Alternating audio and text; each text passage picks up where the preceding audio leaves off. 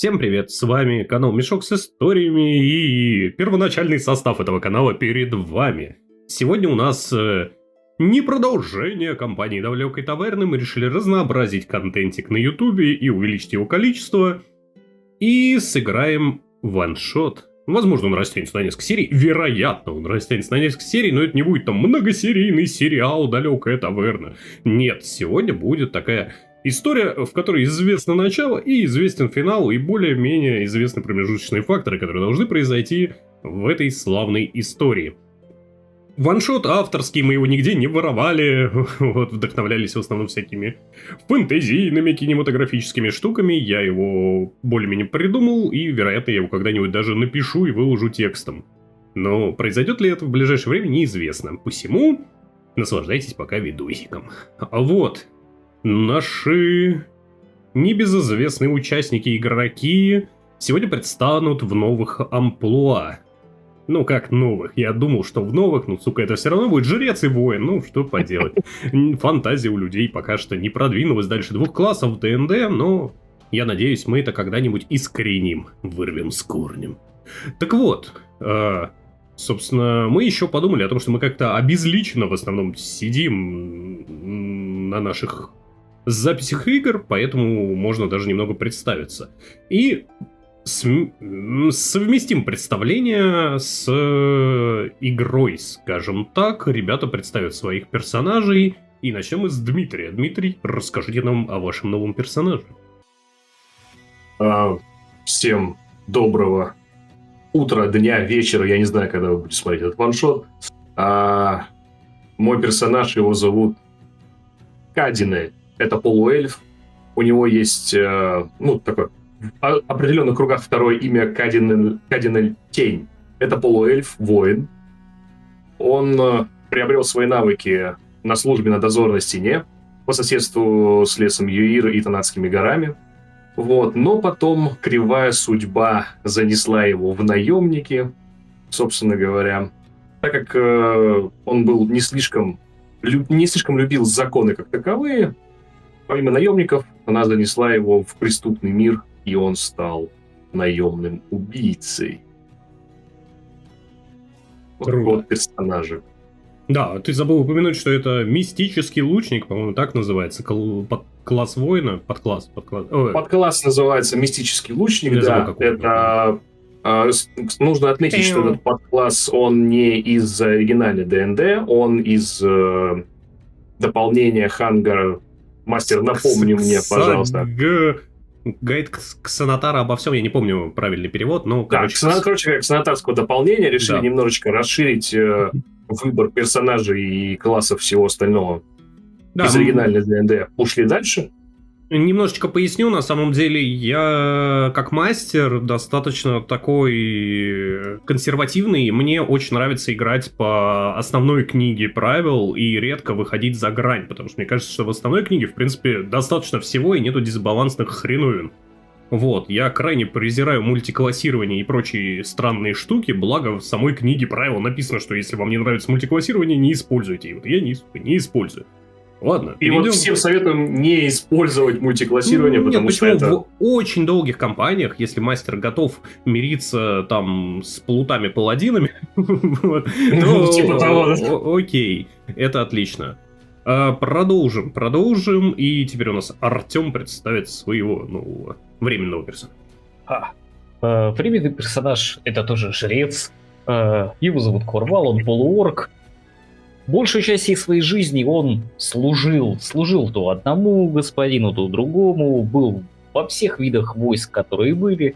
Последние несколько лет он был что-то средним с инквизицией, и поэтому человек очень много знает о том, как причинять людям боль, о том, как разговаривать с людьми, и будет всячески на это давить.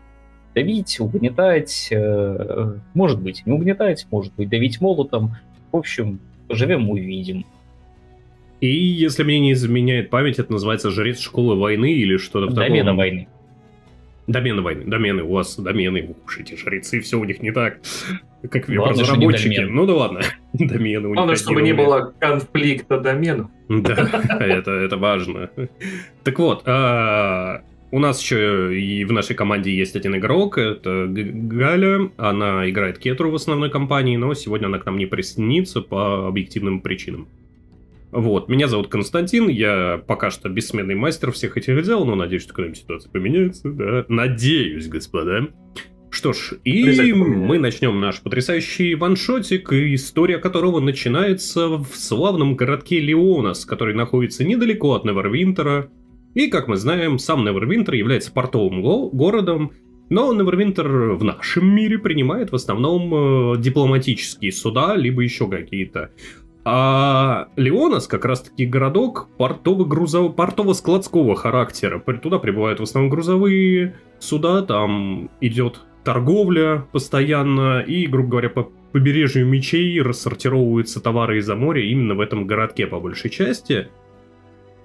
В связи с чем там постоянно кипит какая-то движуха. Вот, наши герои в данный момент находятся в таверне «Морской бриз» в этом городке и умирают со скуки. Так сложилось, что последний заказ они, как искатели приключений, взяли 2 недели назад. Они разбили логово разбойников, которые на тракте грабили честных торговцев, и больше заказов не было. Почему не было? А потому что весь город занят подготовкой к свадебной церемонии, которая приключиться уже по факту происходит, но официальных подписаний бумаг еще не было. Они знают, что это свадьба дочери местного губернатора, чей замок находится на небольшом островке рядом с городом Леонасом, и к нему ведет большой такой мост. Вот. Соответственно, в этом замке сейчас празднество, весь город радуется, все как-то готовятся к событиям, все пьют, все веселятся, и количество стражи было очень-очень усилено, соответственно, все охраняется, все патрулируется, везде надзирается, пытаются предотвратить какие-то возможные теракты или что-то вроде того, в общем, все на стреме. За счет этого все преступные организации этого городка, они притихли, все бандиты, твари и прочее не суются в окрестности. И это паршиво для искателей приключений, они же авантюристы, которые находятся в городе. Большинство из них покинуло этот город, потому что работы нету, денег нету. А вы, ребята, остались и допропиваете, так сказать, и проедаете последние золотые монеты, и вам где-то нужно раздобыть прибыли. Вот.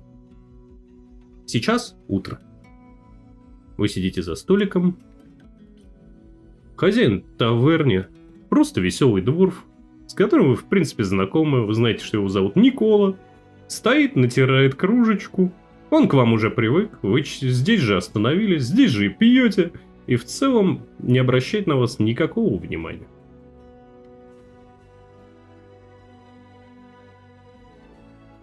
Я спокойно затачиваю свой меч.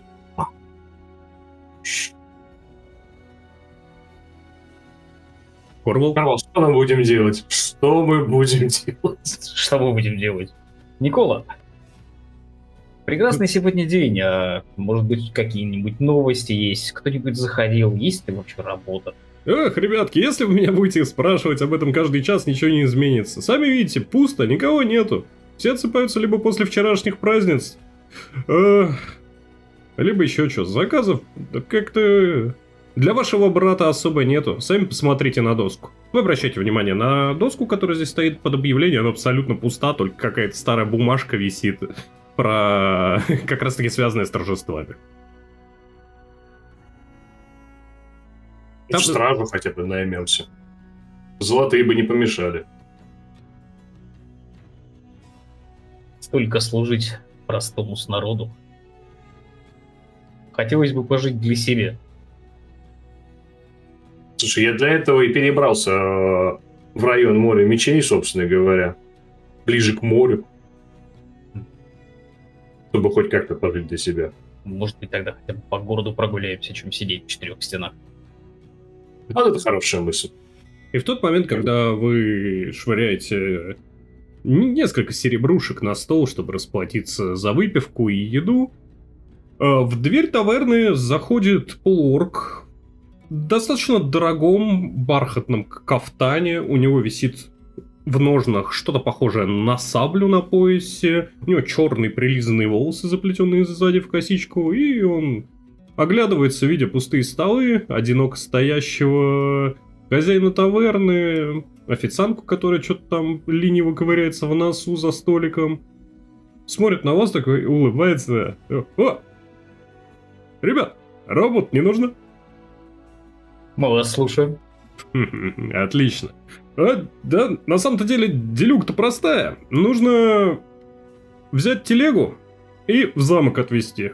Могете? Вы, я вижу, ребята Показывай. крепкие. Если что, товар дорогой, сумеете защитить, я думаю. Вы же из авантюристов, я правильно понимаю? Так точно. Ну тогда, если что, не украдете, найдем вас. Ха-ха-ха. Вот. По 50 золотых в лицо, больше не предложу, делюга простая, но... местный камердинер, может, вам чего предложит, вы там проявите себя как-нибудь. Я думаю, он даст вам какую-то работку, может. Дам вам выход, так сказать, к высшему свету. Ха-ха. А что за товар? Пухлишка. Какая тебе разница для празднество. работы? Естественно, они пьют все, да, это что, это какое-то забугорное, непростое. Вот. Только недавно разгрузили, из-за моря привезли, еще не успели дотарабанить. Возьмемся? Конечно. Ну и славно. Мы в деле. Тогда, друзья, топайте к 9-му складу в порту. Скажите, что вы от Музгаш, от меня, то бишь. Вам там выдадут повозочку. И вот еще бумажку возьмите, и он передает, кладет на стол перед вами бумажку. Это как визитка, там по факту только печать стоит и больше ничего не написано. Он такой, чтобы доверительные отношения, так сказать, создать. Вам груз Мы вас выдали. поняли. Пойдем. Вы берете бумажку со стола? Да. Естественно. Отлично. Он, собственно, выходит вместе с вами и начинает удаляться куда-то по улице. Ты хоть помнишь, где 9-й? Идем к морю. Идем в порт. Киньте Там историю. разберемся.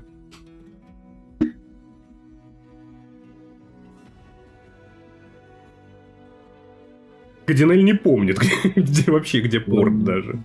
Города это не мое. А вот Корвал здесь бывал по службе и более-менее ориентируется. Ты не знаешь, где конкретно 9-й, но ты знаешь, где порт и как примерно считаются склады. То есть ты знаешь, что вам нужно пройти в порт, в принципе, вход туда свободный, и по набережной пойти и просто найти вывеску, что 9-й склад. Пойдем, покажу. Иди. Вы протискиваетесь через не то чтобы толпы, но достаточно приличное количество людей. Вы видите представителей разнообразных рас. На празднество съехалось очень много дворян и прочих, так сказать, представителей власти. Они в основном все сейчас находятся в замке. Но вся их прислуга, их сопровождение, они сейчас шляются по городу, участвуют в каких-то тоже пиршествах, еще в чем-то. В общем, жизнь кипит, но сейчас утро, поэтому большинство после ночного, так сказать, загула, там тоже были какие-то церемонии, они проезжали по городу, жених с невестой имеется в виду. В общем, губернатор решил разгуляться на все бабки просто. Вот, вы проходите через людей, выходите в порт, в котором также кипит жизнь, рыбаки разгружают какие-то ящики, таскаются какие-то тюки с тряпками, все активно грузится, разгружается, со складов ездят небольшие повозки, некоторые повозки мужики просто сами тащат, не запрягая лошадей. В общем, кипит обычная такая рабочая атмосфера, не связанная с празднествами, которые происходили на улицах города, пока вы по ним шли. Вы идете по портовой... Как это называется-то, ёпта? По пристани, можно так сказать, да? Вы идете по набережной, портовой набережной, справа. И судна покачиваются на волнах прекрасного моря. Приятный морской соленый ветерок овивает вас, и киньте мне внимательность, чтобы разглядеть таки треклятый 9-й склад. Отлично. И ваш взор, собственно, отсчитывает номера складов. Это большие одинаковые деревянные дома. Ну, типовая застройка деревянного дома, но сильно разбухшая вширь и с более такой покатой крышей. И вы идете с большими вратами. Отовсюду выезжают какие-то повозки или заезжают, кто-то что-то подвозит, и таблички, номера складов обозначают 7, 8, 9, и вы видите 9 склад. Там стоит какой-то мужик с какими-то бумагами у входа, и работники затаскивают какие-то коробки, мешки внутрь. В общем, все это навалено прямо у склада. Мы заходим внутрь. Да вы можете к мужику подойти, или вы прям внутрь пытаетесь зайти? Ну, мы подходим к мужику, он же внутри или снаружи? Ну, он чуть копается в своих бумагах, он снаружи, да, рядом с воротами открытыми. Копается в бумагах. Не обращайте на вас внимания. Доброго здравия. Да? Здрасте, здрасте. Чем могу? Мы от Музгаша. Музгаша? Да. У нас доставка в замок. Печать покажите. Я протягиваю ему листок. Да, Музгашовся. Собственно, да. Сейчас я ребятам скажу, подготовят. Он заходит в склад, что-то там... Ему так, да, сейчас будет. Он выходит, сейчас, подождите, вывезут. Вот. Вы там, ребят, поаккуратней. Знаете, куда ехать? Как ехать? Как ехать нет куда, да? Смотрите, выруливайте с набережной, дальше все время прямо. Прям дорога вдоль берега пойдет. По дороге проедете, буквально там 10-15 минут, и сворачивайте на огромный каменный мост, ведущий к замку. Там на входе вы, собственно, проедете. Вот. Камердинера, если что, Дромиан зовут. Вот, он должен принять груз, это его заказ. В этот момент выгоняют из склада повозку, в которой запряжен один мул. Такой нормальный мул. И вы видите, что в повозку навалено огромное количество ящиков. Закрепленных между собой хотя бы? Ну, знаешь, так веревками просто связанных, более-менее небрежно, но... Не выпадет. Тот, кто с вами разговаривал, смотрит на вас и такой... Только не растрясите. Специально лошадь не дал тягловую, чтобы мало ли чё. Алкоголь очень дорогой. А что за алкоголь-то? Откуда? Какие-то вина из-за моря, не знаю даже, честно. Вот. Сказали не вскрывать, никому не показывать. Индивидуальный заказ губернатора. Вот. Поэтому Музгаш оформлял все для Дромиана. Вот, и сказал, я ему своих ребят предлагал, типа, давай довезут, а он говорит, найду бойцов покрепче, ну, видимо, нашел вас. Вот. Что ж, документы на доставку. Чуть не забыл. Он забегает в склад, и вы на какое-то время остаетесь наедине с этой повозкой. И кто будет из нас тащить это? Мул, он запряжен. Я посмотрел на мула, посмотрел на Кадинелли, мул, Кадинелли. И я продолжаю с презрением смотреть на Абу. Мул, как осел из 3 богатырей, он и смотрит на вас. Просто трескает и все. Да. Моисей, ты ли? Я подхожу к повозке и начинаю более внимательно ее осматривать, что на ней навалено, чтобы это все не упало, пока мы будем это вести. И невосприятие. Ну, так, меры безопасности, скажем так. На самом деле ты видишь, что веревки закреплены абы как. То есть вроде как повозка открытая, ну телега по факту, да? И, ну, работники складов в ППХ кое-как что-то там завязали, и вполне вероятно, что на первой же кочке там один ящик может и вывалиться. В принципе, ты можешь попробовать подзатянуть все это, если хочешь. И именно это я и хочу сделать, потому что, ну, очень дорогое, очень сильно там заказ губернатора, вот я это все услышал. Да, не досчитается ящика, будут проблемы. Кинь пока что проверку силы на затягивание веревок, и когда ты затягиваешь, ты видишь на коробках какой-то странный герб, незнакомый тебе. Ну, как маркировка. Ну, ты прикладываешь кое-как усилий, но тебе получается подзатянуть. Ну, типа, это занимает больше времени, чем ты думал, но в конечном итоге все-таки у тебя получается. Вот. Ну, главное, что... В этот момент выходит тот человек с документами Не вскрывай, не вскрывай! Ты что, нельзя! Да я не Нет, скрываю. да. Ну, видел, как его закрутили. Вот сейчас половина ящиков по дороге растеряем. Где твои работяги? Он внимательно обходит повозку. Да не, крепко затянуто, прям идеально вообще, ни один не выпадет. И передает Корвал тебе документ. Я беру документы. Угу. Ну, давайте, не тяните, собственно. Там камердинеру привет, собственно, если... И не стесняйтесь у него работу спросить, у него явно что-нибудь там по-любому есть. Слышал, вам стражников не хватает на охрану. Так что... Ладно, бывай. Вы садитесь в повозку и потихонечку, очень потихонечку начинаете ехать. Ну, насколько этот мул может вытянуть. Кто из вас правит? Кадинель.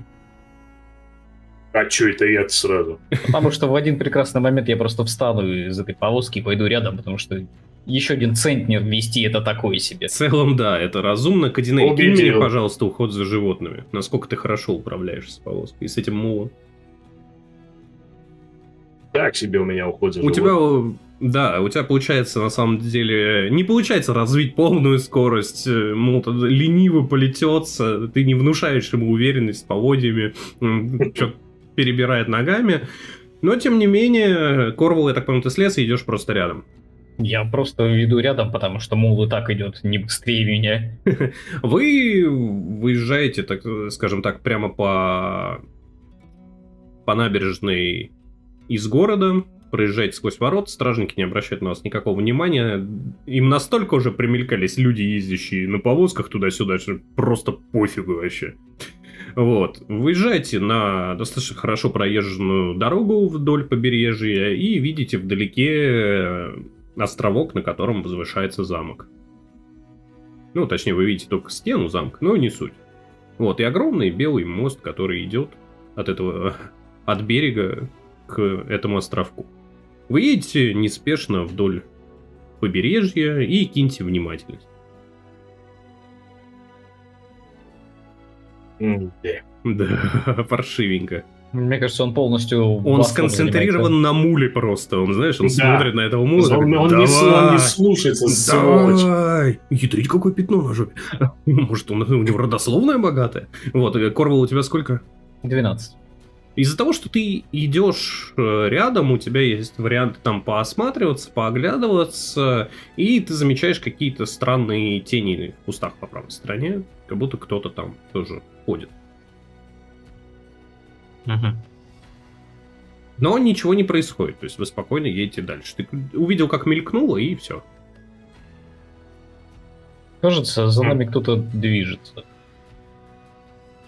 Может быть, Где? зверь, может быть, разбойники. Но мы так полетемся, что до следующего захода солнца не доедем. На самом Вот. деле ехать не сильно далеко до следующего захода солнца. Вы точно доедете? У вас вся дорога еще минут 40 займет. Приготовься, если что. Я всегда готов. Я достаю из колчана стрелу, Угу. накладываю ее к себе на лук, чтобы она была готова. А поводья ты ногами держишь или как? Почему? Я просто положил их. То есть мул бредет и бредет. Его Ну, не надо он постоянно еще... держать. Он почувствовал, что никто не держит, и он еще медленнее. Чёрт, просто. Он как... Я использую заговор фокус.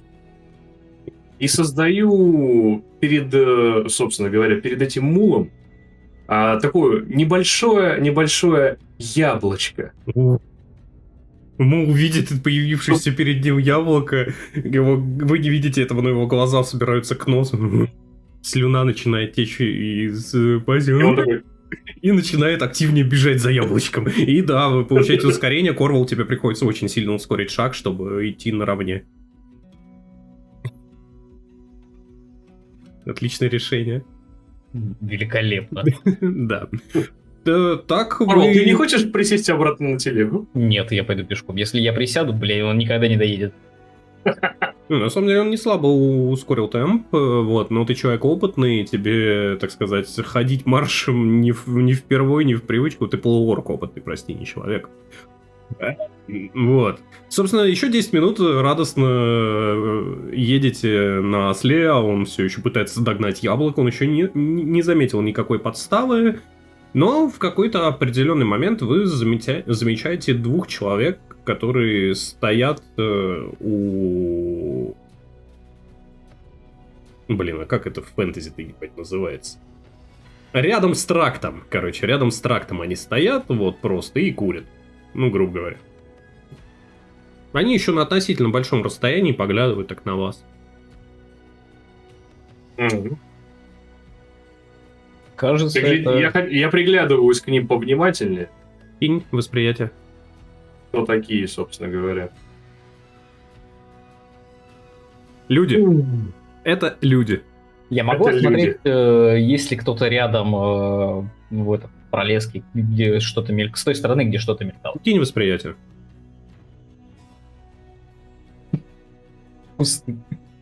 Ну, колышутся ветви, колышутся кусты, естественно, солнце светит, и множество теней переплетается за этими кустами, и ты не понимаешь, то ли это силуэты кого-то, то ли это просто тени и ветер. Ну, вот так вот. Что Вы ж, не останавливаетесь, вы движетесь, да? мы Продолжаем двигаться, да. Продолжаем двигаться. Когда вы подъезжаете еще ближе к этим двоим, один из них выходит перед повозкой, делая, ну, жестами показывая, типа, стопэ. Второй все еще стоит на месте. Местный вариант стражи? Чего? Местный вариант стражи какой-то? Я вслух спрашиваю. Когда вы подъехали ближе, вы понимаете, что на них нету никаких гербовых отличий стражников, и одеты они как обычные матросы. Я незаметно опять использую заговор фокус, и у себя на груди, собственно говоря, у меня кожаный доспех, у себя на груди я рисую герб местного губернатора. Давай. Хорошо, ты его не единожды видел, у тебя это получается. Но проблема в том, что, вероятнее всего, они, наверное, заметили, что его не было, а потом появился. Или он как гравировка выглядит, он не яркий, да?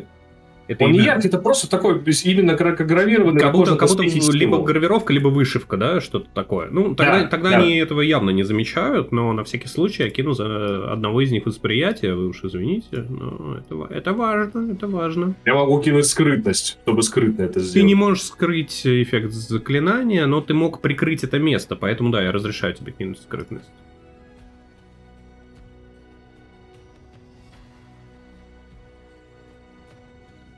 Он замечает странные движения твоей руки, вот. И Ну, то есть, да, да. как проводишь по груди, то есть Да, но у него это не вызывает особых подозрений. И тот, что стоял, один все еще преграждает дорогу, второй подходит. Здорово, сухопутные! и тебе не болеть. Как? Я так натягиваю вожжи аккуратненько, чтобы наш доблестный му притормозился. Угу. Туда-то. Че везете? Не Ты с знаю. какой целью интересуешься? А, да гуляем мы с друзьями. Вот, собственно, смотрим, телега едет, груженая по самой не балуйся. Бедный ослик. Так это... Вот. Собственно, почем продадите? Не продается. Мы с ней продаем. Все продается.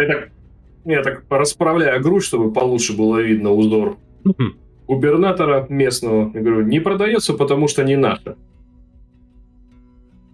Ну, тем более...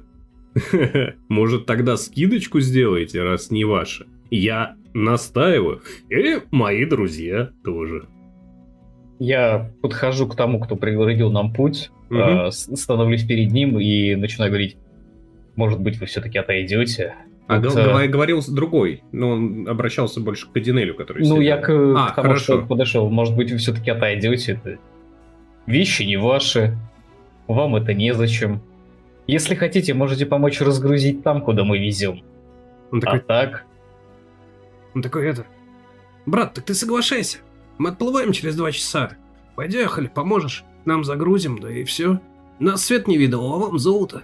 Мирно разойдемся. я море не люблю, корабли тем более. Так вы не плывите. Работа есть работа. Так чисто до корабля доехать, да и все. Я использую заговор фокус, Угу. Нравится тебе обожаю этот заговор, фокус, я смотрю, да. ну давай, бахай. Вот. И один из свойств этого заговора, это когда у человека, который обращался ко мне, у него под горлом материализуется такой туманообразный, но более-менее хорошо прорисованный кинжал, который замирает у его горла. Ну ты же понимаешь, что самая первая реакция будет стряхнуть, и его рука пройдет через это, и он поймет, что это все пуфил. Это не фуфел, это показ моих навыков, что я непростой, Хорошо, давай. У какого из них Вот. появляется кинжал перед горлом? который разговаривал со мной, самый первый. У него действительно появляется кинжал перед горлом, он его сначала не замечает, потому что не ты ему приставил кинжал в конце концов. Потом периферическим зрением он видит кинжал и резко отскакивает назад. Кинжал продолжает висеть в воздухе. Я жестом руки, после того, как он обратил внимание, жестом руки такой, знаешь, прекращаю его действие и говорю, может быть, мы все-таки проедем, пока никто не пострадал. Мужик начинает ржать. Так, вы чё? Циркачи, что ли? Сказал, видит Бог, я не хотел так начинать сегодняшний день. Вот так, спокойно, погоди. Предложение очень хорошее. Мы вам золото, вы нам груз и расходимся. Мой товарищ правильно там заметил, что мы уплывем. Вас просто... Скажете, что ограбили, с вас спрос простой. Вы люди наемные. Ну ничего, То есть не хочешь по-хорошему? предложение выгодное. Ваше дело соглашаться или не соглашаться. Мы имеем честь не согласиться с вами. Киньте восприятие. Так должен ему ответить.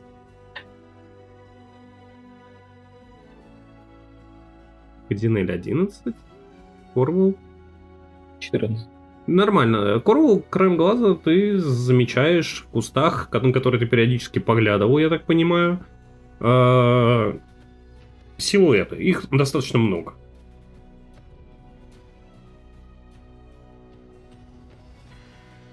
Мгм. Он смотрит на тебя, Кардинель, который с тобой разговаривает. Ну так чё? По рукам. Я подтягиваю лук себе поближе и говорю, отойди, последний раз прошу. Кинь запугивание.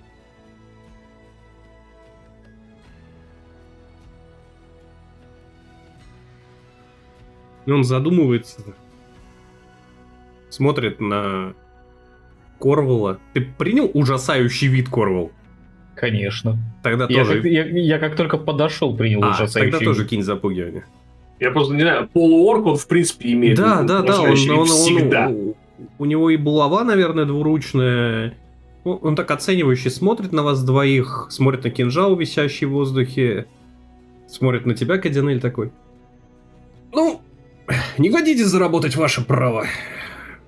Доброй дороги. И, скрестив руки, встает. А второй отходит и подходит к нему, начинает что-то шептать на ухо. Типа, ты что, долбоёб? Вот. И можете, в принципе, ехать дальше. Я очередным фокусом делаю еще одно яблочко перед нашим мулом.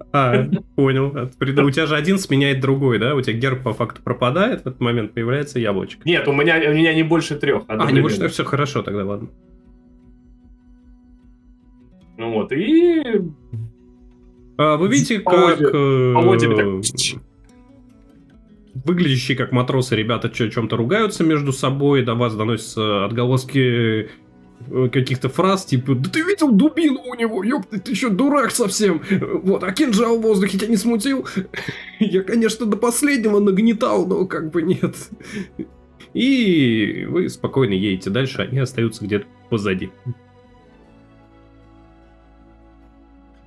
Корвул, ну, очередной раз убеждает, что полуорки всегда имеют устрашающий вид. Мне кажется, если бы ты был бы без доспехов, они бы убежали еще быстрее. Если б не твои крайне выпендрежные действия, они бы просто нас послушали. Не учи, как говорится. Ученый. Веди. Хочешь яблочко? Заработаю денег, куплю себе сам. Настоящее. Зеленая. Пошутить над ним нельзя. За этими разговорами вы подъезжаете к повороту на мост. Мост достаточно широк, чтобы там могли разъехаться две большие повозки, телеги. Вы видите, что оттуда выезжают пустые, а туда заезжает несколько наполненных какими-то тюками, коробками. То есть с разных сторон не вы одни что-то доставляете. Вы сворачиваете на этот мост и какое-то время едете по нему, и дальше попадаете в такую импровизированную очередь из повозок. Вы видите, перед вами 3 этих повозки с чем-то. Вы видите стражников, которые там что-то смотрят документы, общаются с людьми, заглядывают, осматривают грузы и постепенно пропускают эти повозки. Я жестом руки убираю герб у себя с кожаного доспеха. Это уже лишнее. Мы просто ждем свою очередь. Вы просто ждете своей очереди. Отлично. В какой-то момент ваша очередь подходит. 2 стражника подходят к вам, стоят по обе стороны, как будто бы перекрывая вам возможность слезть с этой повозки или хоть как-то соскочить. Один из них, Кадинель, обращается к тебе. Добрый день, что везем? Документики есть? Я День подхожу к добрый. стражнику. Ты не можешь слезть с повозки, он перекрывает тебе. Ты я рядом стоял. шел. Все, Да. хорошо, ладно. Я просто думал, ты сел, пока вы ждали. Ну ладно. Нет. Я Мгм. подхожу к стражнику, протягиваю ему документы. Ну ты обходишь, видео. Или ты со стороны Кадинеля шел. Очень долго. Я просто Хорошо. обхожу и подхожу к стражнику. Он берет у тебя документы. Неплохо. Ну, давайте одну коробку выборочную осмотрим и дальше спокойно проезжать. Выбираюсь. А я напоминаю, Здоровье. что когда вам давали этот заказ, сказали, что нельзя вскрывать ни при каких обстоятельствах. Это я просто напомнил. Но если вам плевать, то давайте. Выбирайте, но при условии того, что камердинер будет сам смотреть. Да? Пойди его поймай. Не, ребят, это наша работа, вы уж поймите сами правильно. У нас доставка камердинеру. Не вскрывать, не бить, В накладной, отвечаем головой. в накладной про не вскрывать не написано.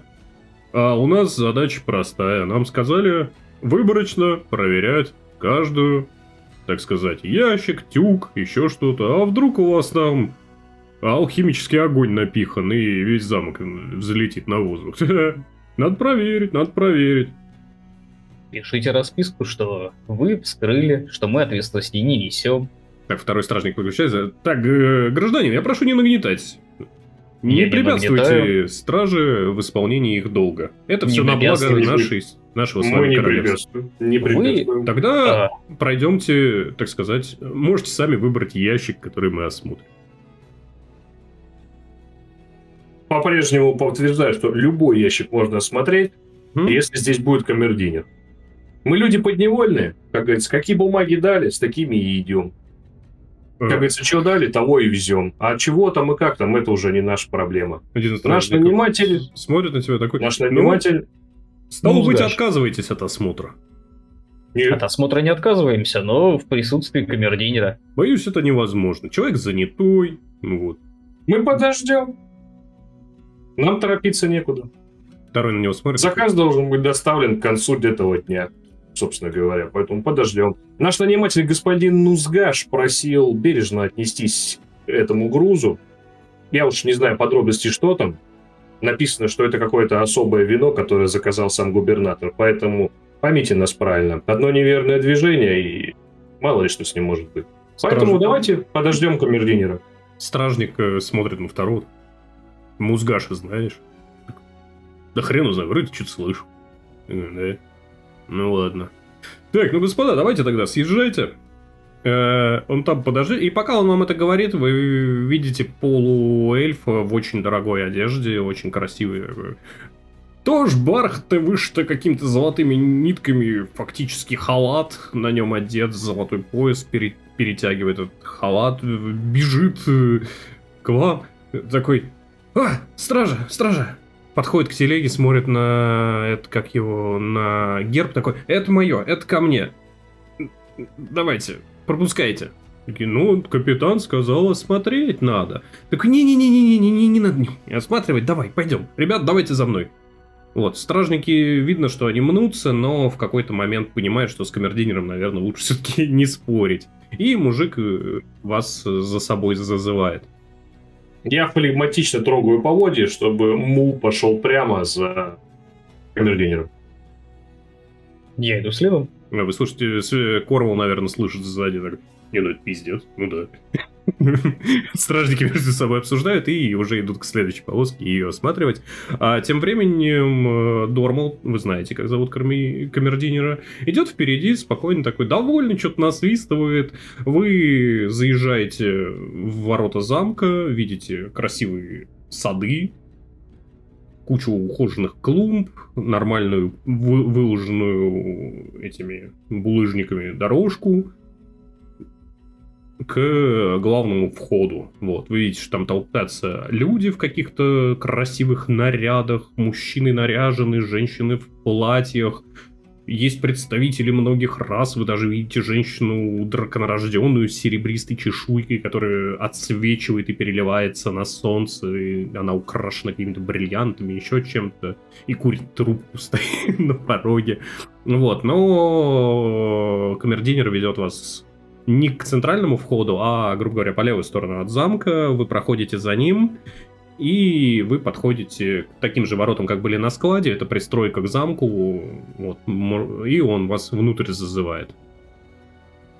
Он сам проходит внутрь, ворота открывают двое стражников, вы заезжаете и оказываетесь на достаточно здоровом складе. Дромиан смотрит на вас такой, так, стой. Куда бы поставить?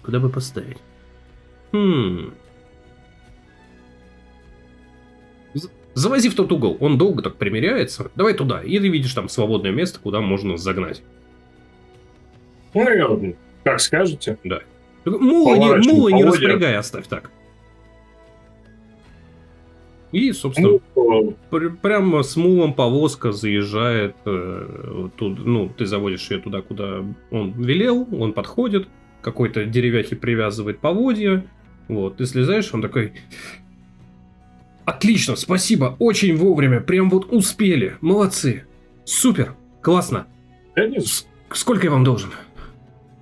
50 золотых. 50 золотых каждому. Ага, секунду. И он убегает в какую-то каморку, вот, на какое-то время, и пока что вы остаетесь на этом складе, так сказать, вдвоем и ждете. Слушай, Корл, как ты думаешь, что все-таки за груз такой? Какая разница? Я не знаю, что-то странное, что-то не то. Морячки эти странные какие-то на дороге, как будто специально нас ждали. В порту очень много слухов. Если что-то достаточно дорогое приходит в порт, об этом уже знают все.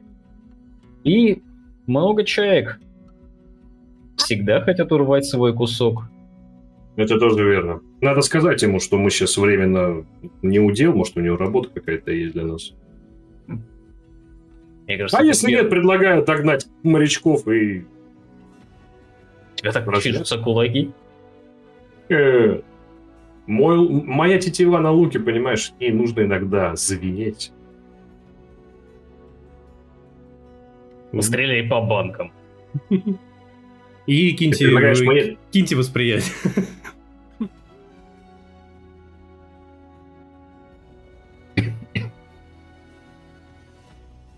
Да, и после фразы «постреляй по банкам», Кадинель, ты интуитивно просто оглядываешься и видишь большие стеллажи, на которых стоит огромное количество каких-то бутылок совершенно разной ценовой, так сказать, категории. Есть какое-то дешманское вино, какие-то дорогие бочонки с гравировками, которые стоят дороже, чем эти самые бочонки.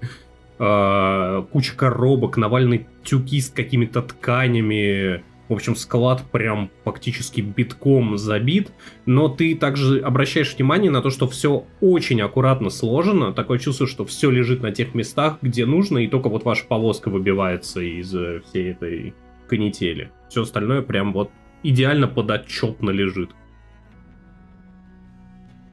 Урал, может, заглянем в ящичек один? Что ж там такое? Я бы не стал. Тихонечко. Если что, я наведу... Фокус, меньше знаешь, крепче спишь. Не. Либо вообще спишь. Не. Ну давай. Я бы не стал. Так или иначе, в этот момент камердинер выходит из каморки, бормоча про себя, типа, блядь, пойди найди эти золотые среди платины. Собственно, так, 50 тебе, 50 тебе. Все, ребят, Спасибо вам большое. Хотя... Ну, она чуть-чуть отходит, и, знаете, с видом опытного модельера ходит вокруг вас, так осматривая. А вам работа не нужна, господа? Мы вас слушаем. Что за работа? Да капитан тут жаловался мне, давеча, что стражи не хватает, и за городом следить и здесь приглядывать. Да и на госпожу тут месяц назад нападали. Вот. Она все-таки невеста. Дополнительные глазки таких опытных людей, как вы, могли бы пригодиться. А я вот смотрю, нормально ли гости отнесутся к вам. Но если вы, ребята, обещаете ни об кого не тереться, вот, то, в принципе... Вы, кстати, прилично ведь выглядите оба, да? Ну, достаточно, но с собой приличного вида вещей, кроме доспехов, нет. Я в стандартном кожаном доспехе и... Ну, на самом деле, вы выглядите как наемники, вот, и он как раз смотрит и такой, типа... Блин, а если вас переодеть, вся ваша боевая эффективность на 0 умножится? Нет. Нет? С него взяли.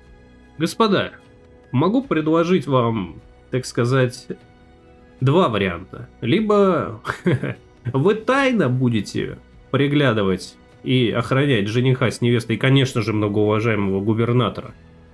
С капитаном я договорюсь, стража вас не тронет. Либо мы через капитана вас туда заведем, чтобы вы работку выполнили. Заплачу в 10 раз больше, чем вы получили сейчас каждому. Я предлагаю тайно. Лишние глаза не помешают, тем более, что всяко бывает. Мало ли кто там в страже работает. Славно. Тогда давайте же за мной. И он машет вам зазывно рукой, вы заходите в его эту каморку, которая оказывается гораздо больше, чем вам представлялось. Там стоит огромный стол с кучей всяких вычислений, грузбухи валяются друг на друге. Ну, там идет учет всего склада. Просто платиновые монеты, знаешь, рассыпаны по столу, валяются где-то на земле. Куча писарских всяких принадлежностей стоит на полках. И огромный открытый шкаф с кучей всяких нарядных платьев, к которому он и подбегает, и начинает что-то... Нет, отвратительный цвет. Это ужасно, это не подойдет. Вот, и он какое-то время копошится. У вас есть время как-то осмотреться внимательно. Или, может, вы что-то сделать хотите?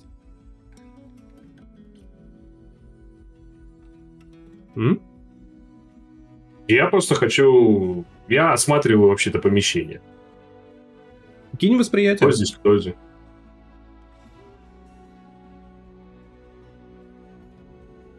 Я не люблю помещения. Угу. Я тоже. Сколько вы там кинули? 7 максимум. О. Ну, вы видите все то, что я и описал, никаких больше подробностей вы не обращайте внимания. Единственное, что привлекает ваше внимание, огромная картина, на которой нарисован губернатор, разрывающий просто пасть льва. Ну, лик губернатора вам известен, вот.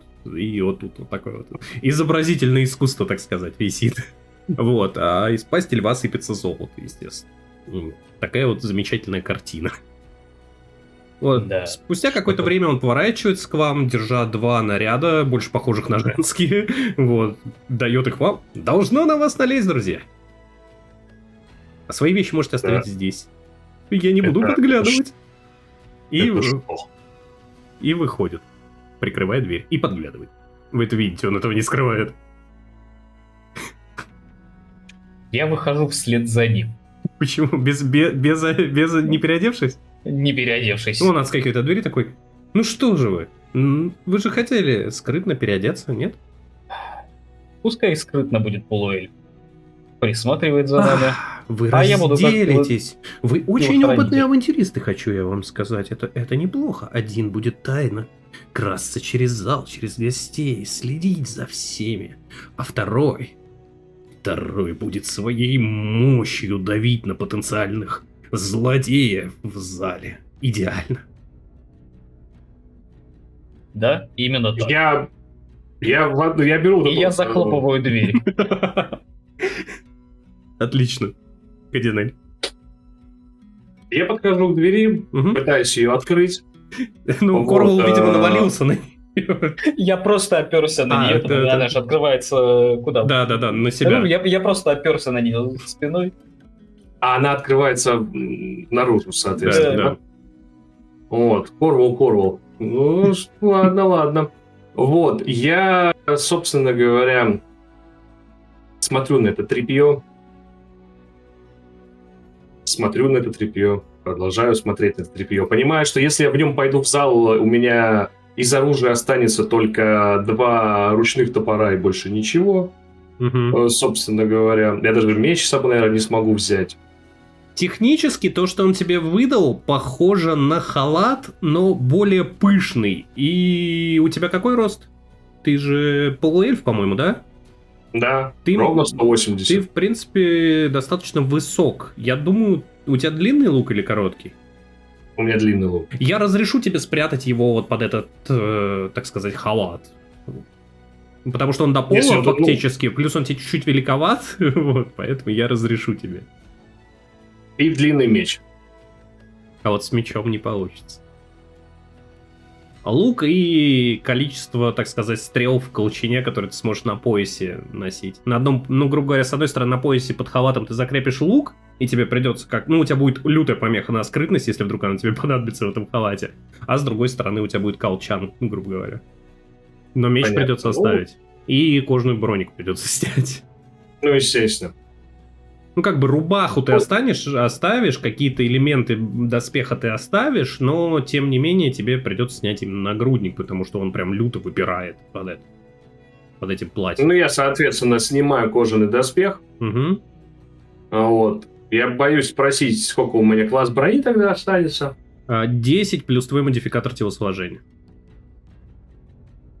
12 у меня класс брони, соответственно, остается. Да. Вот. Одеваю этот недохалат. Угу. Когда тоненькая шуба уже больше. Вот. Это Ну и, достаточно соответственно, пышное одеяние, знаешь, с такими... Блин, на руках, как это называется? Такие Манжетами. манжеты Ну, как пышные, манжеты пышные, пышные, знаешь, да. вот... В общем, соответственно, я пышный креплю воротник справа большой. колчан. Да. Я креплю справа от себя колчан. В нем 20 стрел. Ну, это небольшой колчан, потому что обычно Мгм. колчаны по 50 стрел. Слева креплю лук. 2 ручных топора так и остались в таких специальных петлях на спине, Мгм. соответственно. Вот. И моток с сетью, соответственно, тоже остается при мне. Он небольшой, его можно Он большой. спрятать. Топ вас всех. Соответственно, вот. Я надеваю этот халат, все это закрепил, положил на стол меч с своей ловчей сетью. И с броней. С нагрудником. И с броней, соответственно, нагрудником, да. Я подхожу к двери и говорю: Корвал, открой, падла, дверь. Я отхожу от Мгм. двери и открываю. Кадинель открывает дверь, и в лучах света факелов вы видите Славы. потрясающего полуэльфа в таком халатище с рубахой с расстегнутыми пуговицами во все стороны. Такое чувство, что ветер немного колышет даже его волосы. Вот. Я использую заговор фокусы и направленным ветерком в лицо колышу Да-да-да. себе волосы для пущего Вот. эффекта. Я могу даже, на самом деле, именно красиво выступить для захода в зал. Не надо. У меня все Я поворачиваюсь к камердинеру и говорю, может быть, мы ему прическу сделаем? Ты видишь счастье на его лице, он выглядит потрясающе. А можно сделать прическу?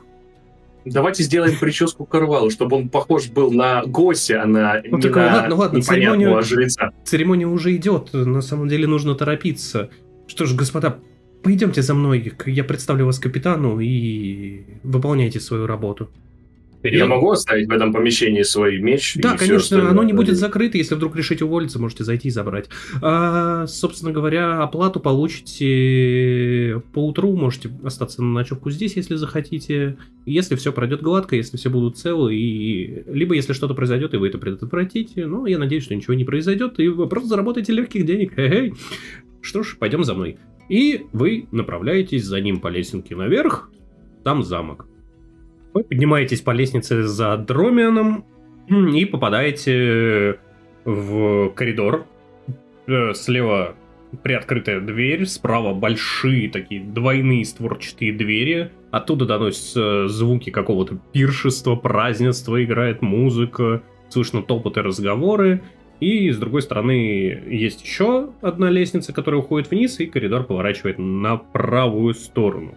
Соответственно, камердинер вас манит за собой в приоткрытую дверцу, подходит к ней, стучится. А, капитан, можно? Вы слышите, а тут, да, заходи.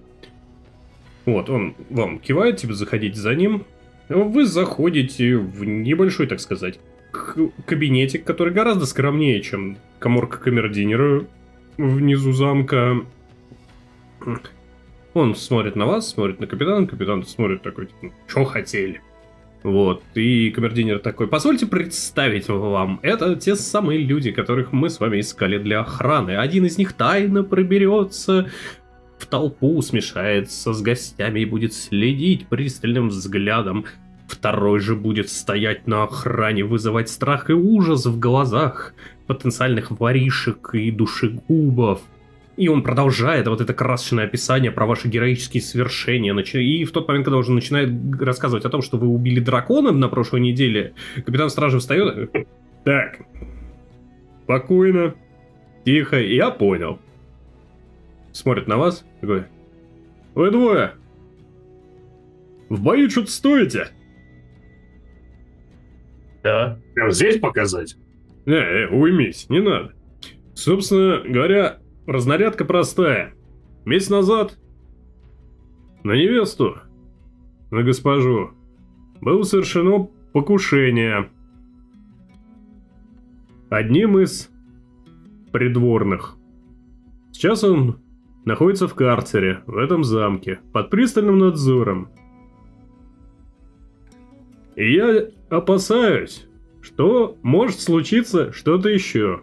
Поэтому, как правильно заметил господин Дромиан, кстати, господин Дромиан, вы договорились же с ребятами? Он такой, да, договорился, все потрясающе. Можете быть свободны, дальше я все сам расскажу. Дромиан такой, ну, удачи вам, за деньгами с утра. И спускается вниз, вы слышите стук по лесенке, как он спускается. Прикройте дверку, пожалуйста. Я закрыл дверь поплотнее. Так, а теперь без этого, ну вы поняли. Разнарядку я вам сказал, по деньгам, я думаю, вы договорились, мне это не интересно. Собственно, оружие... Корвал, у тебя же двуручная булава, как она закреплена? Нет, у меня боевой молот, который висит на поясе. На поясе висит. Такой, ну... Чё ты на себя напялил, во-первых? Кадинейл смотрит на тебя, да. Это прекраснейший, прости господи, халат, который мне выдал ваш камердинер для того, чтобы я смешался с толпой. Он считает, что в этом я буду как обычный стандартный гость. Капитан, если я похож на дебила, скажите сразу. Он открывает дверцу шкафа, подойди. Ты подходишь и видишь на дверце шкафа зеркало, и в отражении можешь увидеть то, как ты выглядишь. Ты, в принципе, немножко похож на камердинера сейчас. Я так и понял. Такой, ну, смотри, у тебя два варианта. Либо красить губы, либо беги переодевайся обратно. Уверены? Либо харизма +3. Да, либо я уж не знаю. Лучше... Поверь мне, ты не Ты не похож на богатенького мальчика среди тех, что находятся сейчас в зале. Поэтому ты вызовешь еще больше подозрений, нежели ты будешь в броне. Давайте я лучше сбегаю, верну кожаный доспех свой нормальный, обычный, человечески выглядящий, и буду просто обычным. Давай, шустрей тут. И он закрывает дверь. И ты Я предлагал его идешь? Припудрить. Я со скоростью сверхзвуковой стрелы, которую метает самый меткий из эльфов, бегу обратно. Так, пока ты бежишь обратно, я продолжу с Корвалом диалог. Смотрит на тебя. Полуорг, да? Ой, были у меня друзья полуорки. Жаль, все погибли. Ну так вот. Ты там... Какая-нибудь еще информация будет? Может быть, дворяне, которые не смотрят хорошо в сторону принцессы и герцога. Ну, губернатора. В основном в сторону губернатора. Их много, поверь. И многие прибыли из-за моря, так что можно ожидать любой херни. Поэтому мне критически не хватает людей. Я даже вот этого друга вашего в платьишке привлек, чтобы он кого-нибудь подыскал. Собственно говоря, хорошо, что вы здесь. Смотрите тогда в оба глаза. И, коли чего, действуйте на свое усмотрение, но никого не убивать это раз. Это обязательно, нам нужны языки. А то так кого-нибудь пнешь ненароком, он на меч упадет, а нам потом какому-нибудь императору какого-нибудь 39-го острова объяснять, блядь, что он сам 48 раз на меч упал. Ну, в общем, понял, да? Вот, губернатору не подходить, не говорить и не задирать. Человек резкий, как понос. Может и голову с плеч спустить. О, видишь? Он поворачивает голову, и ты видишь, что у него рассечено ухо. А это я просто перебил его в диалоге. Такие Буду дела. знать. Угу. Вот. Ну, вы там еще общаетесь за какие-то военные искусства. Я так понимаю, у тебя есть какие-то еще вопросы к нему? Нападали ли до этого на принцессу? Кто жених? Такой... Ну смотри, на принцессу-то... Принцесса сильно сказано. Собственно, Элайза ее зовут. Вот, надо бы знать. Собственно, на нее не то чтобы нападали. Скажем так, нам этого старого идиота, волшебник наш местный, бывший, удалось повязать на подходе. Нес всякие проклятия, девчонку напугал почем зря. В общем, скверное дело. Ну мы его повязали, упаковали, допросили. Молчит, зараза, херню всякую несет.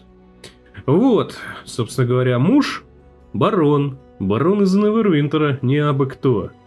Имеет виды, так сказать, городок к рукам прибрать, когда папанька, так сказать, кони двинет. Вот, собственно, и весь расклад. Ну, тебе, наверное, местные политические интриги не особо интересны, я посмотрю. Вот. Лицо у тебя не как у политика. Вот. Посему больше полезной информации нет. Жениха с невестой сразу узнаешь. Они вскоре тоже в зал прибудут. Вот, и он продолжает с тобой дискутировать на тему внешнеполитического устроя этого мира, а Кадинель в этот момент ты спускаешься и застаешь Дромиана, который с той самой повозкой пытается что-то сделать, лазит вокруг нее, что-то проверяет, как будто бы пересчитывает с бумажками. Я так внимательнее смотрю, что же он тут такое делает с этой повозкой. Все никак не дает мне покоя. Восприятие. О, неплохо. Складывается впечатление, что он что-то ищет, но не может найти.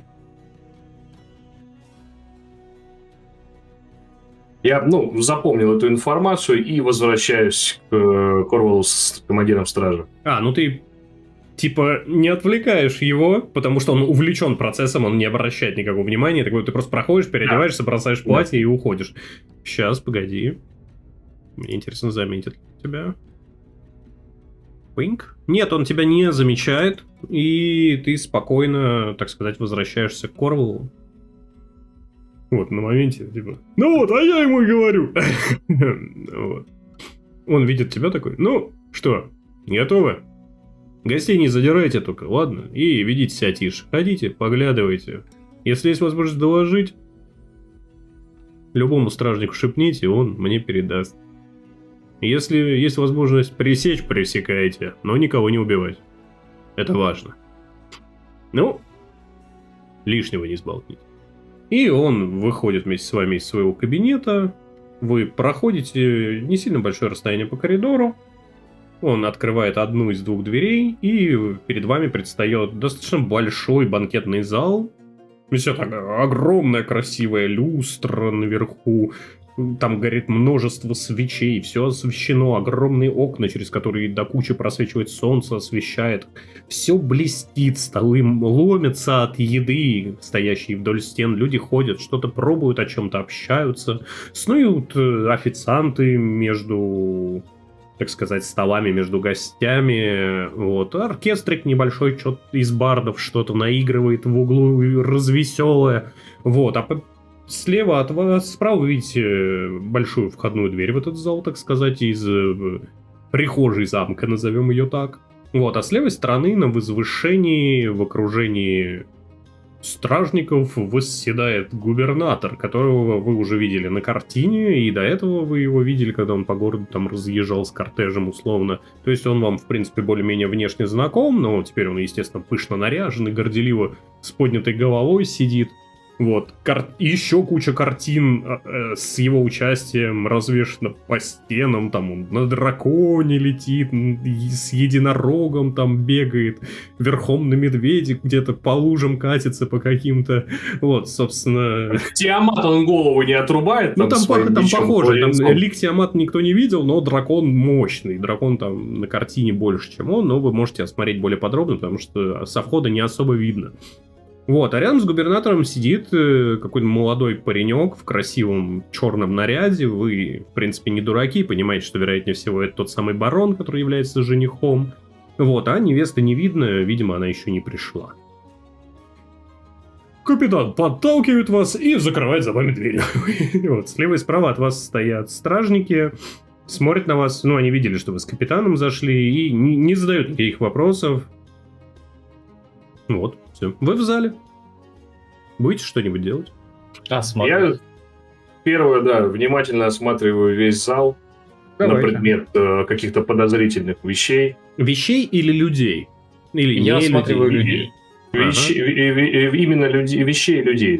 То есть в целом. Я осматриваю людей. Как ни странно, Кадинель, ты не замечаешь никаких странных вещей. Ну, типа, некоторые блюда кажутся тебе достаточно странными на вид, и есть бы ты их, вероятнее всего, не стал, потому что побрезговал бы. Там какие-то желе трясущиеся, еще что-то, какая-то куча маленькой черной икры отвратительной. Вот. И вы оба на самом деле теряетесь, потому что людей приличное количество. В принципе, если пересчитать по головам от 30 до 40 человек, мужчины и женщины, дворфы, эльфы, люди, драконорожденные, пара табакси где-то там виляет хвостами. И в целом, подозрительными из них выглядит минимум половина. Ну, не то, чтобы они там достают какой-нибудь кинжальчик. Нет, они просто ходят с опаской на всех глядят. Кто-то задумчиво стоит там в углу, кто-то с кем-то общается и куда-то поглядывает. Ну, видно, что это богатые, зажиточные всякие бароны, графы и прочие какие-то там наместники, еще что-то. И они типа, кто-то друг друга знает, у кого-то какие-то контры, раздоры, вражда. И там, они собрались по кучкам интересов и что-то обмусоливают. Вот. А кто-то просто бухает. Классическая внешнеполитическая ситуация. Да. То есть, вроде как все объединены до празднества, но некое напряжение в воздухе все-таки висит. Сейчас мир в королевстве, поэтому как бы все... Если раньше люди, которые убивали друг друга лет 20 назад, сейчас пытаются находиться в одном помещении и отмечать свадьбу людей, которых они убивали. В принципе, в участии из этих людей я служил, так что... Да. Мне тоже некоторые знакомые. Вот. Я бы хотел обойти помещение с целью того, что я беру какой-то кусочек какой-нибудь еды, ем и прислушиваюсь к маленьким компаниям, к которым хожу. Ты именно подслушивать хочешь, да? Ну, именно обрывки фраз, может быть, что-то я там выцепить Я понял. смогу. Кадинель, а ты что делаешь в этот момент? Я иду в противоположную сторону от Карвала. Ну, типа вы так по кругу, грубо говоря, сквозь толпу проходите мимо столов и оба подслушиваете, да? Я делаю это максимально скрытно. Не, понятное дело, на вас особо никто внимания не обращает. Типа, вы выглядите реально как наемники, которые, ну, кого-то охраняют. Вы можете быть телохранителями кого-то там заморского барграфа, туда как бы... С оружием-то, конечно, не допускают, но если вам разрешили пронести оружие, значит, ну, типа, это не просто так, поэтому никто особо вас не боится. Мы имеем на это право. Да, ну, типа, туда нельзя пройти с оружием, в принципе. Ну, если ты не имеешь на это одобрение от капитана местной стражи, а это, типа, ядри как сложно получить. Многие даже грустно на вас смотрят, на ваше оружие, потому что, видимо, они охранники чьи-то. Вот, но без оружия они говно. Вот, и поэтому им не разрешили. Мало ли чё. Вот, но у губернатора висит на поясе, естественно, сабля, и, ну, или меч, не видно. Вот, и у пацаненка барона тоже. Ну, им по статусу положено, да. Они хозяева в этом доме. Соответственно, кидайте восприятие, вдруг вы что-то полезное услышите.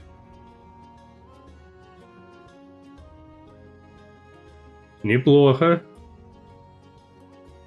Идеально, ядрить, вот это броски. Вы просто все.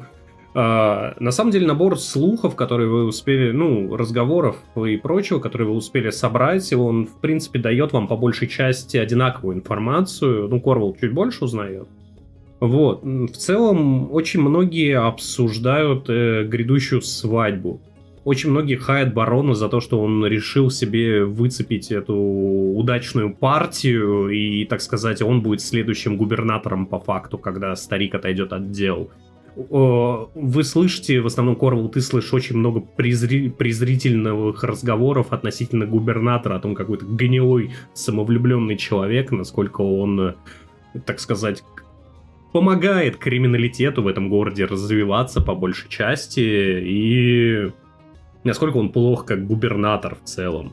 Вот, многие купцы и торговцы о чем-то срутся между собой, но самое важное, что, Корвал, единственное, что слышишь ты, но начало этой истории подслушивал также Кадинель, когда вы сошлись, группа мужчин обсуждала историю о губернаторе, естественно, хая губернатора при этом. То есть двое доказывают третьему о том, что губернатор на самом деле мудак, а третий, оправдывая губернатора, говорит следующие вещи. Во-первых, он рассказывает о том, что дед губернатора собственноручно убил дракона. Единолично, и что, мол, его внук не может быть тряпкой там или слабаком, он достоин быть губернатором. Вот, и вот эта вот тема очень у них, они зацепились языками, они это очень активно обсуждают. Вот, двое ребят доказывают, что это ложь, а второй парень, он прям уверенно об этом рассказывает, и вы оба это слышите, можете кинуть проницательность, чтобы понять, врет он или нет. Слабо верится, если честно. Прям слабо. Вам обоим доводилось общаться со многими людьми разноплановыми, и вы научились отличать правду от лжи. Вот, и в данный момент вы слышите, что либо человек искренне в это верит, либо это действительно является правдой. Дракон, тварь такая, за просто так его не завалишь. Это либо был очень маленький дракончик, либо у дедушки был какой-то очень мощный артефакт. Вот, Корвал, в этот момент твой чуткий слух слышит разговор двух придворных дам, скажем так, которые шепчутся между собой о том, что «Да она проклята, я тебе говорю, волшебник сказал». Вторая такая: «Может быть, это все чушь».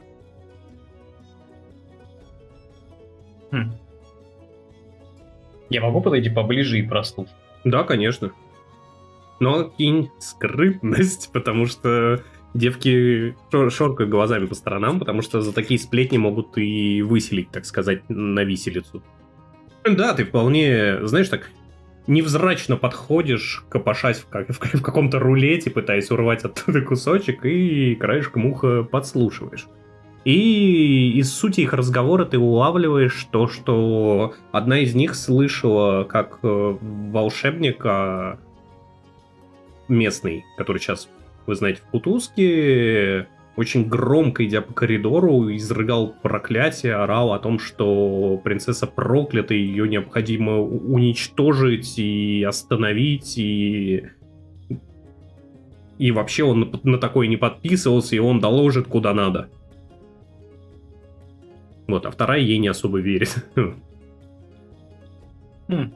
Я вспоминаю, что слышал также, как многие говорили, что губернатор помогает развиваться криминалитету в этом городе. Да, ты это услышал. Собственно говоря. Вот. А могу я кинуть историю? Ты можешь попытаться, да, вспомнить, типа...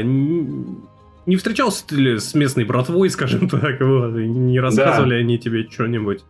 Да, и ты вспоминаешь, что на самом-то деле были встречи с местным, так сказать, преступным миром, и очень уважаемых людей в этом городке и в Невервинтере действительно крышует губернатор. Ну, то есть, какие-то тайные контрабандистские грузы, он все это через себя проводит. У него есть свои люди в порту, у него есть там отдельный пирс для таких вещей. То есть, он все по высшему разряду организовал, собственно, это является частью, поэтому часть его благополучия, она не особо законно нажита, и не особо много кто об этом знает. А те, кто знает и распространяется, очень быстро замолкают. Об этом ты тоже знаешь.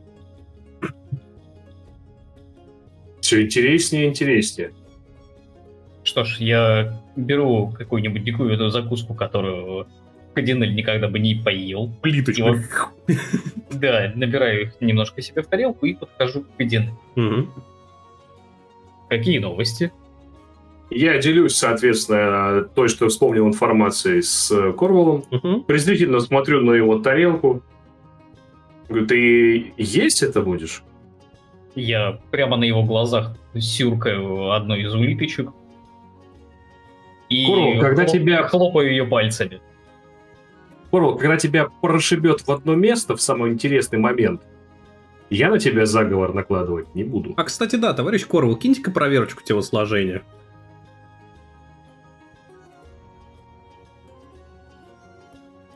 Нормально. За 25 лет в армии я такое ел, что улитка показывается деликатесом. Зря отказываешься. Нет уж, спасибо. Я предпочитаю что-нибудь более мясное. Там был Ты прекрасный не ролик. смотри, что я полуэльф. Я прекрасно отношусь к мясу. Что ж, я слышал, что тот маг, который находится сейчас в не очень прекрасном помещении, проклял нашу невесту. И многие в это верят. Я так подхожу тихонечко так на ухо Корвалу и говорю: слушай, Кор, мне кажется, мы на пороге грандиозного шухера. Нам нужно быть внимательнее. Я предлагаю распределиться в две разные части зала, соответственно, и посмотреть повнимательнее за вот этими вот странными компаниями, потому что то, что мы тремся с ними рядом, это может их напрячь. Заодно можно поделиться информацией со стражей, что есть две подозрительные компашки. Может, Всякий просто случай. рассказать об этом. Ну да. И что вы делаете? В итоге распределитесь по залу или идете к стражникам? На самом деле тут много стражников на каждом входе-выходе, по два. Подойти к ближайшим стражникам просто no. В тот момент, когда вы направляетесь к стражникам, дверь, находящаяся по правую руку от губернатора, распахивается, и в сопровождении нескольких придворных дам заходит красивейшего вида девушка, молодая, светлые волосы, собранные, в прическу очень элегантную, красивую. Я не эксперт в женских прическах, извиняйте. Красивое белое платье, пышное, в пол. Она элегантно заходит, вы понимаете, что это как раз-таки дочь губернатора, невеста. В этот момент губернатор с бароном подскакивают, и, как на параде, гордо выпитив оба грудь, смотрят на нее. У барона чуть ли не течет слюнка, когда он ее видит. В хорошем смысле, он приятный парень. На самом деле, похоти в его лике вы не видите. А гости начинают шептаться: господи, она прекрасна, она восхитительна. И вот это проносится, все расталкиваются, вас фактически толпой разносят по это, как будто это все было отрепетировано.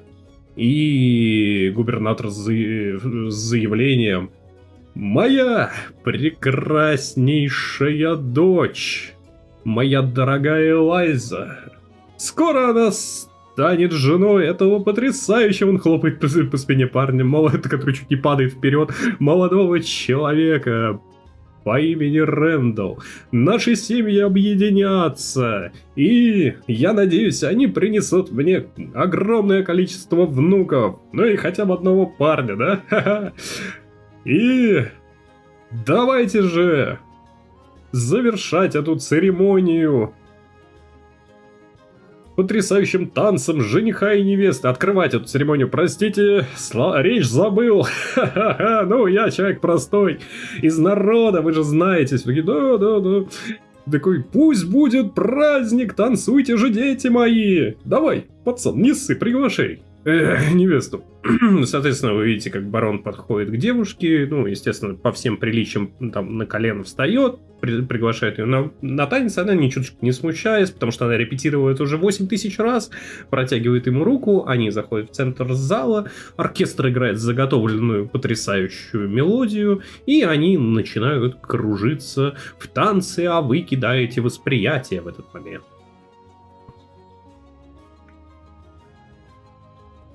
Двадцаточка! Это крит. Да, это крит, и поэтому ты получишь много информации. Корвал тоже неплохой, на самом деле, результат.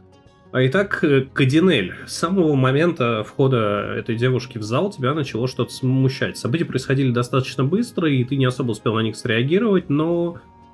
Тем не менее, первое, что ты заметил, что когда она зашла в помещении стало прохладней, но ты списал это все на резко открывшуюся дверь.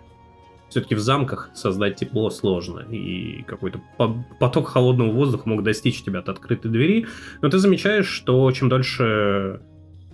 Ну, вот за все время речи губернатора и за сам танец становится все холоднее и холоднее, и в какой-то момент вы с Корвалом переглядываетесь, потому что у вас у обоих идет, так сказать, уже потихоньку пар изо рта. Я поворачиваюсь на Кадинеле, а тебя ничего не смущает? И вы Меня слышите... не просто смущает. Видите, рядом стоит девочка Табакси, у которой шерсть начинает вставать потихоньку дыбом.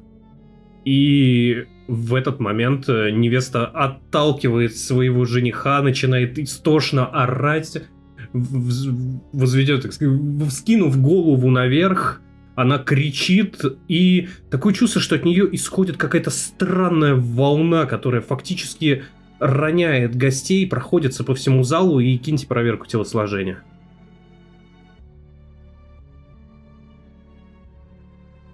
Идеально. Я промолчу вообще.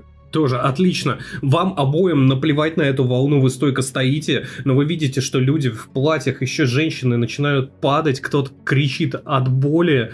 Корвал, ты замечаешь, что рядом стоящей женщины, Кадинель, ты тоже, как у нее начинает чернеть рука и покрываться инеем. И смотря на нее, вы поворачиваете взгляд на невесту, потому что люди начинают кричать: смотрите, смотрите! И видите, как ее платье снизу начинает обрастать льдом, который очень быстро распространяется по ней и расширяется, фактически заковывая девушку, застывшую внутри глыбы льда, от которой исходит пар по полу, который распространяется по всему залу. Губернатор не ждет этого момента, он вскакивает, он реагирует раньше всех. Он говорит: моя дочь! Выхватывает меч и бежит, пытаясь расколоть лед. И как только он бьет по айсбергу, уже какая-то направленная волна холода веет на него. И он отскакивает, отлетает, замерзая, ударяется об трон и рассыпается на части.